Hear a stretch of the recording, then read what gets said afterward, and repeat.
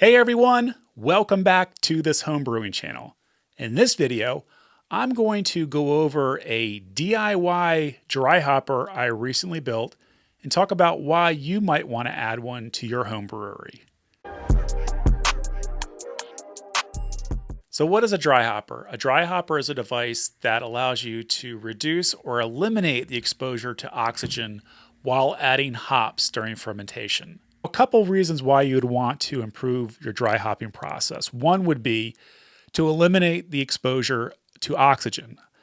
As you probably know, oxygen could lead to oxidation in your beer, or it could lead to beer infections. There are a lot of options out there for dry hopping. You can buy one off the shelf, or you can do what I did and build one for around $60. My dry hopper is made of Schedule 40 1.5-inch PVC tubing. And here are the components of my dry hopper. At the top, I have a check valve. I believe it holds 30 pounds of pressure, which is way more than I'll need for my brewing process. I then drilled a hole and tapped a 1.5-inch male adapter and screwed the check valve on top of this adapter. Then I have a 1.5-inch female adapter that connects to a 7-inch hopper, which is a 1.5-inch pipe. This hopper goes into a 1.5-inch valve. This valve has a 1.25-inch internal diameter when open fully. Below the valve is a 1.5-inch to 1.25-inch reducer.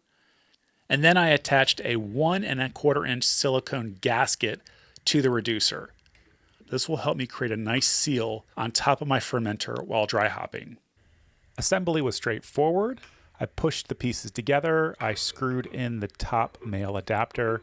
I then took the cylinder that holds the hops and pushed it into the valve. I then attached the bottom reducer. I did try a piece of 1.25-inch vinyl tubing, thinking it will help me attach the dry hopper to the top of the fermenter. It did not make the final design. Then I attached the silicone gasket and then the check valve. Now for a trial run of this dry hopper, I recently brewed a New England IPA that requires 2 rounds of dry hops. So what I did is I opened the top of my dry hopper and I closed the valve so there was a slight opening that will allow CO2 gases to go up through the cylinder and through the check valve. I then filled my dry hopper with 4 ounces of hops. I found that I could probably get 5 ounces of hops with this 7-inch cylinder. I then screwed on the top of the dry hopper so it created a seal and I could pressurize the cylinder. And then I placed the dry hopper on top of my fermenter and held it firmly in place. I then placed my CO2 line on an attachment on top of my fermenter and started to pressurize the fermenter and this dry hopper. Once I felt a little pressure inside the dry hopper, I started to release air out of the top of the dry hopper using the check valve. I must have done this 3 or 4 times until I felt I purged as much air out of the dry hopper as I could. Once I felt I purged the air, I opened the valve.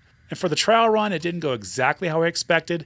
I did have to shake it a little bit, but I found that by tapping the side of the valve, the hop pellets finally fell through the valve and into the fermenter. Once I felt all the pellets go into the fermenter, I removed the dry hopper. I purged the fermenter a little bit more with CO2 and then put the blow-off valve on top of the fermenter. I feel the trial run was a success. I think I reduced or maybe eliminated the exposure to oxygen during this dry hop, and I'm really happy with how this performed. The next time I use this dry hopper, it's going to go a little bit more smoothly. I know to just tap the side of it to get the hop pellets started going through the valve. Make sure to like, subscribe. See you in the next one. Cheers.